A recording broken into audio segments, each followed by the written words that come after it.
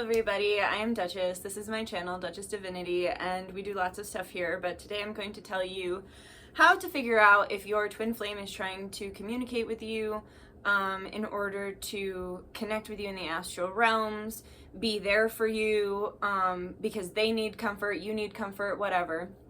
There's lots of different reasons. We'll get into the different reasons why your twin might be wanting to contact you. But yeah, let me just say first of all that I'm not here to prove anything to anybody. You don't have to believe what I'm saying. I'm simply putting out information and, sharing things from my perception, my experience as a twin, but also working with a lot of twins as clients. And, simply my personal beliefs. It's okay if you believe differently. I just ask that you respect my beliefs and I'll respect yours too. Okay. So, there's lots of reasons. Let's talk about that first. There's lots of reasons why your twin might be trying to reach out. My twin reaches out often when I'm really struggling. So when I'm in a really bad place, I'm not so good at asking for help. And a lot of the times when I'm in that mentality, I would feel very combative or like everyone's my enemy, including my twin. And a lot of the times he'll reach out very strongly astrally when I'm struggling in that way to remind me that he's not my enemy, that we are in this together and that he's there to support me.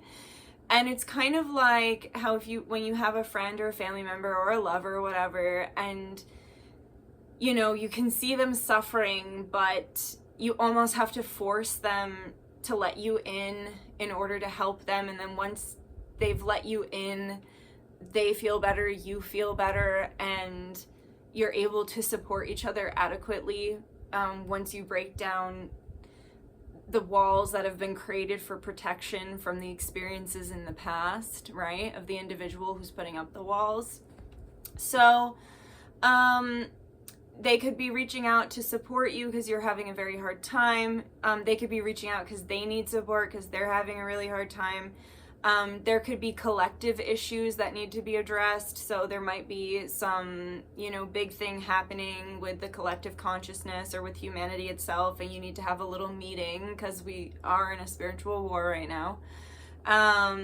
It could be to show you a past life. Like if you've been having a lot of pain in a certain area, your twin might crop up to just explain to you and show you the past life that's connected to that pain so that you can see that past life you guys had together, move through it, and release the physical pain. They could just want to tell you, good job, I'm here, I love you. They could tell you, I'm mad at you, I hate you. Like, there's so many reasons a twin could reach out because they need to have a conversation. But let's talk a little bit too for a second about boundaries. So for me, when me and my twin went into a very important separation period, it was very important that I was completely out of his energy, not only astrally and physically and like virtually online and everything like that. But I really needed space in the astrals because the more I pulled away in the physical and the virtual realms, and I just saw a weird like orb when I said that, the more I pulled away in the virtual and physical realms, the more he badgered me in the astral realms. So I felt like I couldn't escape him. And because our separation was due to an extreme betrayal and transgression, and when we think about being in wartime, betrayal and transgression and like deceit are not something that is sustainable during wartime to have on your team. So there was a separation that was necessary in order to not create more karma and to give me space to heal, to be able to set the proper boundaries to make sure that that never happens again, So I couldn't have him bombarding me in the astrals all the time.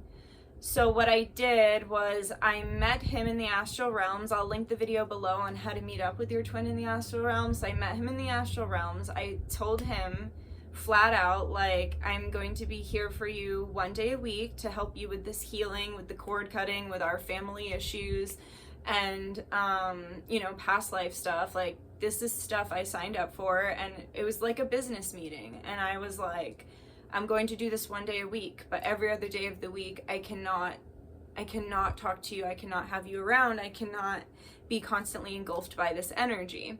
And so we agreed to that 1 day a week.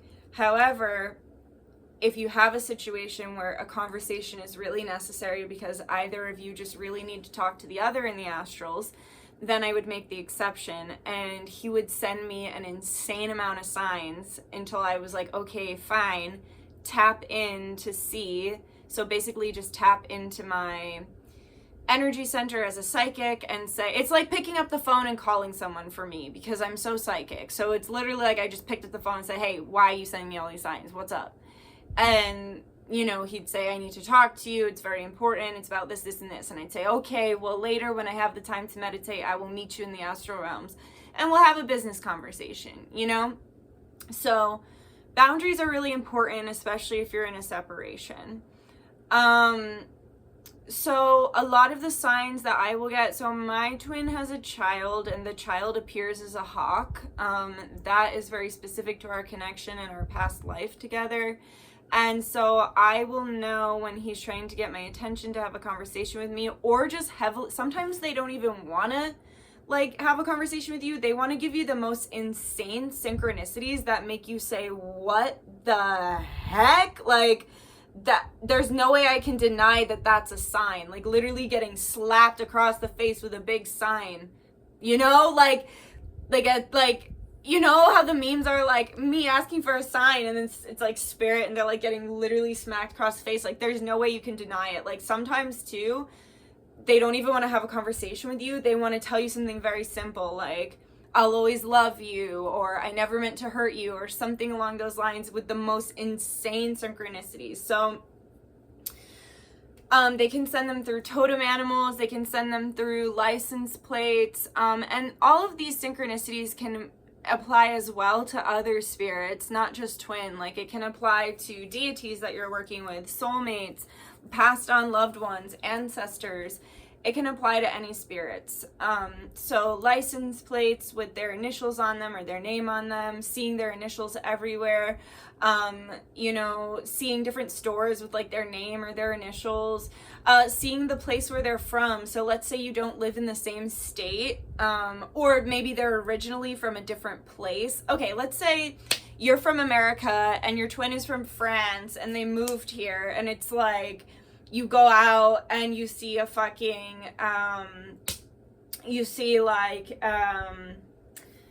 you go into a store and it's like, we made French bread, you know what I mean? Like, or like, I'll see the license plate a lot because like my twin was born outside of the state that I'm in, and that license plate haunts me. Nobody else, just me. Doesn't make sense. It's not even anywhere near the state that I live in. Like, it really doesn't make sense. So I get that. I get the hawk. I get numerology. So knowing your twin's life path number and seeing the numerology everywhere. Seeing, like, if you dated, like, the day you started dating, like, the synchronicities of dates. Yeah, so I'll just give you an example. So my twin was trying to give me a very specific message to, like, not give up on the connection. And I was thinking about all the reasons why I should just, like, block it out and not be a part of this journey anymore. And I pulled onto the highway, and we also have past life connection to dragon, and we both have dragon spirits. This is actually in 2019, it was revealed to me who my twin was through the dragon that kept visiting me at my home. Every time I would dance, there would be several dragons who would show up, and I would communicate with them because dragons love women who dance. They do. They love it. It's like a snake charmer. Like, they love it. Pun intended. Not to dragons, to the men folk. You know what I'm saying? But anyway, so this dragon that I didn't recognize just kept showing up, and I was like, who are you? And then they revealed themselves to me as the Native American version of my twin. And so we did a lot of work when the Amazon was on fire to bring rain. I literally have receipts of like me doing a rain dance and then with some friends and then it raining the next day. Like, that was crazy. That was when I knew how powerful I was and why they were keeping us inside. But anyway, so he showed up in his native form. Well, he showed up in his dragon form first, then his native form, and then it was revealed to me, like, eventually he shapeshifted into his human self in this life, and I was like, oh, it's you? Oh, which was very fascinating because there's been connections to our lineages throughout my entire life. It's just the whole thing's really weird and complicated and really like a movie. It's odd. But I guess that's life, right? So we have that dragon connection, and so I'm pulling on the highway, and I'm thinking of all the reasons why I need to let go and why this isn't good for me, and, you know, blah, blah, blah. And a hawk, well, first of all, I pull on, and there's a carnival coming, and I love carnivals. I love fairs. And there are 3 little baby dragon,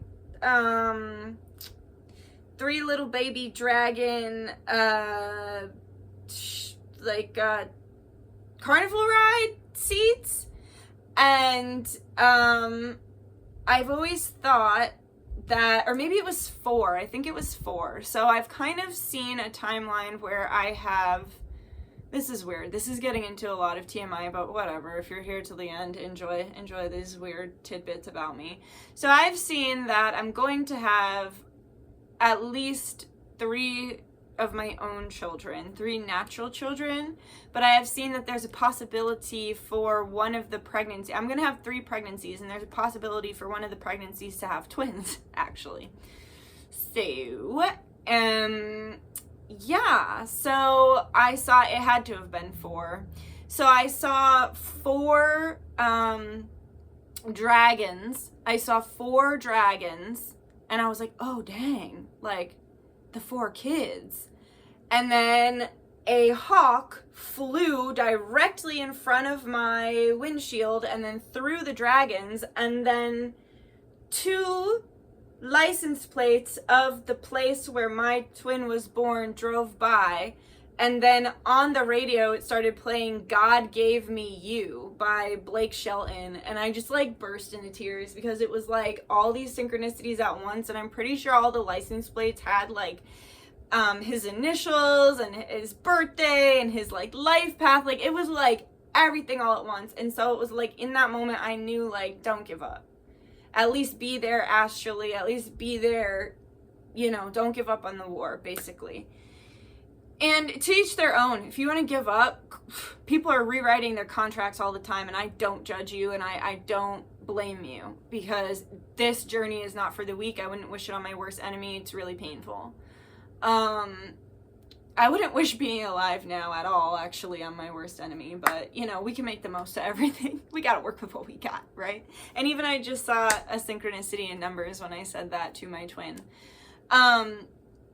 But yeah, so, like, that was that synchronicity. I'm trying to think if there was, like, a different crazy one.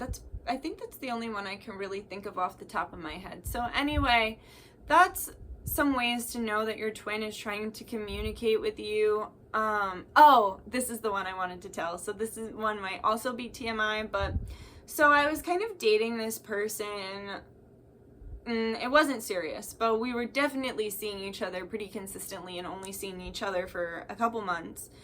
And but I made it very clear that I wasn't interested in something long term. And so did he wasn't interested either. So he said, but whatever. I felt his behavior and way he treated me spoke differently to his butthurtness. Anyway, so we just slept together, and you know, we really didn't have a lot of chemistry at all in that department, and it was always bad. Let's just say it was flat out, it was terrible, it was horrible, and it was bad. It was some of the worst I've ever had. And which is saying a lot because I'm 31, so there's been some experiences. But anyway, we're laying there after having a decent time. Like, it really wasn't that great, but it was decent. So I was like, hey, like, that wasn't that bad, right? Like, I'm thinking, like, oh, maybe I can make this work. Maybe I could teach him a few things. Maybe this could work out. And I'm like, that was pretty good, huh? Like, that's probably the best we've done so far, you know, which is just such low standards to have, which is why I'm no longer doing that. But anyway, we're laying there, and he just looks up at my wall, and he goes, what's fiamme? And I was like, what are you talking about? And he's like, fiamme.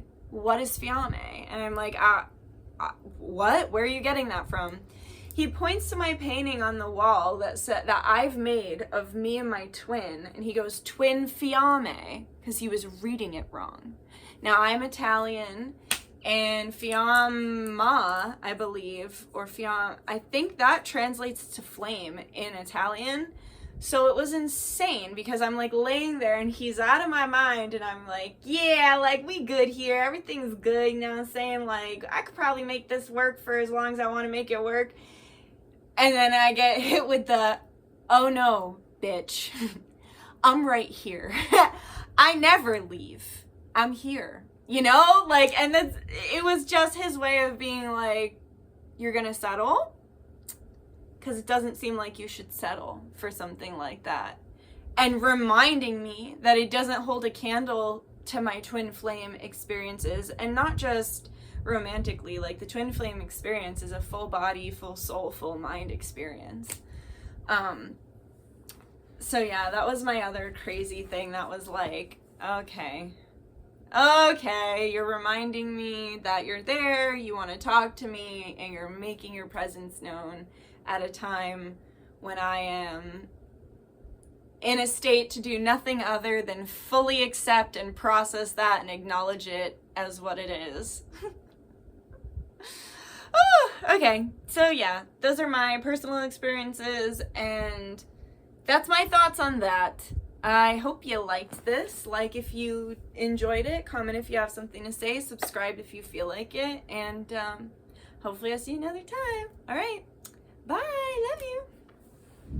And I will see you another time. Okay, bye, love you.